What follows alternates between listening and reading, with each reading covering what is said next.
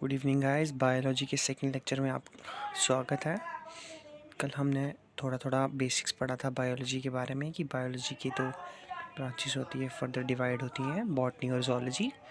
उसके बाद father of biology के बारे में पढ़ा था एरिस्टोटल, फिर फादर ऑफ बॉटनी के बारे में पढ़ा था, फिर सेल के बारे में थोड़ी बहुत चीज़ें पढ़ी थी। उसके बाद हमने सेल की थ्योरी के बारे में थोड़ा बहुत पढ़ा था। उसके अलोंग सेल के बेसिक कुछ इम्पोर्टेंट चीज़ों के बारे में पढ़ा था सेल्स के बारे में। उसके बाद इम्पोर्टेंट साइंटिस्ट के बारे में पढ़ा था। फिर थोड़ा सा क्रोमोसोम्स के बारे में हमें आइडिया दिया था थोड़ा सा। उसमें एक डीएनए की फॉर्म पूछी थी, डीऑक्सी न्यूक्लिक एसिड, और ये बताया था कि जेनेटिक इन्फॉर्मेशन को कोडेड फॉर्म में रखने के लिए हेल्प करता है, जो हमें हेरिडिटी करेक्टरिस्टिक देता है, जो कंट्रोल करता है हमारे। और गाइस हम कल यहाँ तक पढ़ा था फंक्शनल सेगमेंट डीएनए का जो है उसको बोलते हैं हम जीन्स। गाइस ये याद रखना, ये डायरेक्ट क्वेश्चन में पूछते हैं। अब आज हम पढ़ेंगे सेल डिवीजन के बारे में कि क्या सेल डिवाइड कैसे होता है।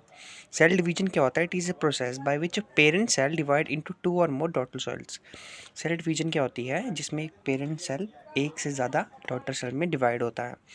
अब ये सेल डिवीजन 2 टाइप के होते हैं। एक होता है माइटोसिस, दूसरा होता है मियोसिस। माइटोसिस में क्या होता है? एक मदर सेल जो है उसकी वो फर्दर डिवाइड होता है 2 डॉटर सेल्स में, और जो 2 डॉटर सेल्स होते हैं उसके नंबर ऑफ क्रोमोसोम सेम होते हैं एज द मदर सेल।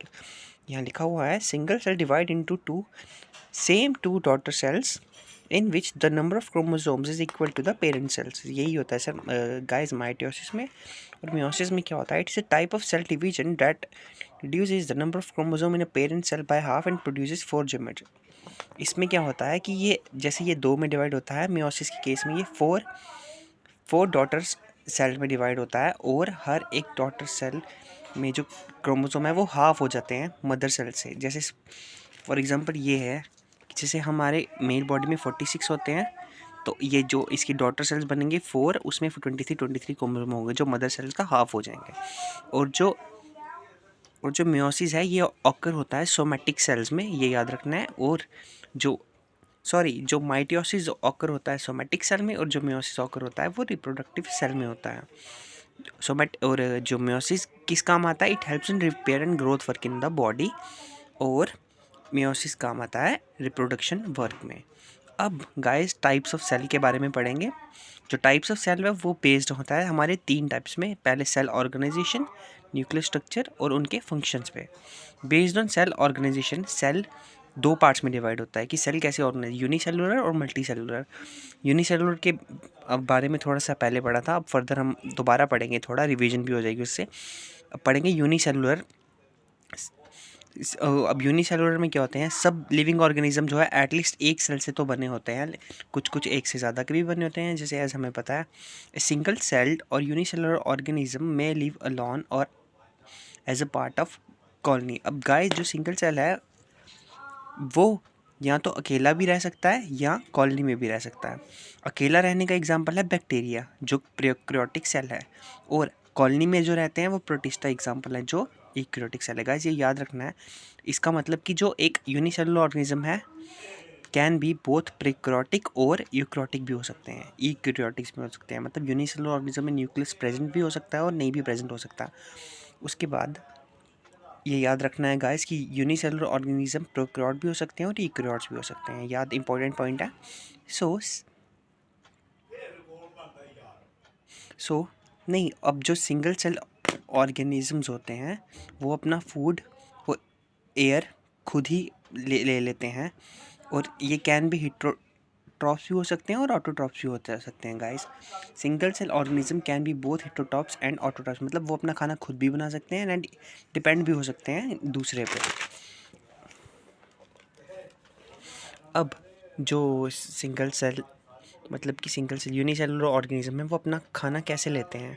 वो लेते हैं by the process of they get their food by process of diffusion. Diffusion में क्या होता है? हायर कंसनट्रेशन से लो कंसनट्रेशन में ट्रांसफ़र होता है फूड का। तो food move in and out, यहाँ पे एंड होगा guys, in and out in cell due to diffusion that is move from higher concentration to low concentration.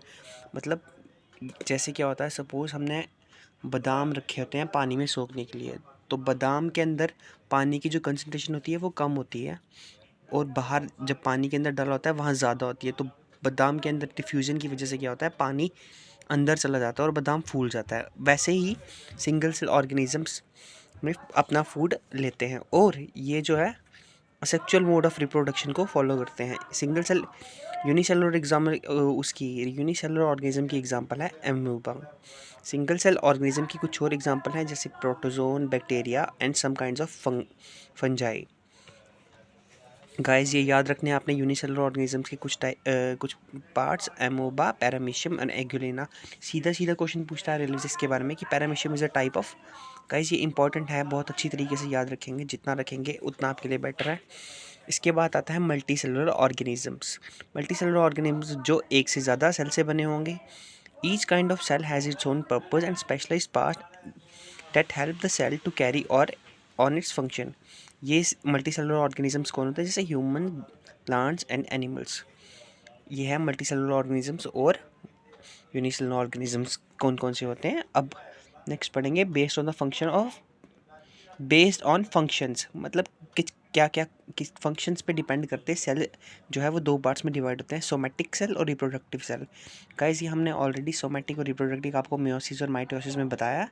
अब इसको हम एक्सप्लेन कर देते हैं। सोमैटिक सेल्स क्या होते हैं, ये ऐसे सेल्स होते हैं it construct the living body but do not take part in reproductions. Guys somatic cells वो सेल होते हैं जो क्या करते हैं, हमारी बॉडी को कंस्ट्रक्शन में हेल्प करते हैं लेकिन रिप्रोडक्शन में हेल्प नहीं करते। सपोज हमारी बॉडी में कहीं पे लगी है तो जो टिश्यू रिपेयर होंगे वो वर्क डन करेंगे सोमैटिक सेल्स, लेकिन ये रिप्रोडक्शन में हेल्प नहीं करेंगे।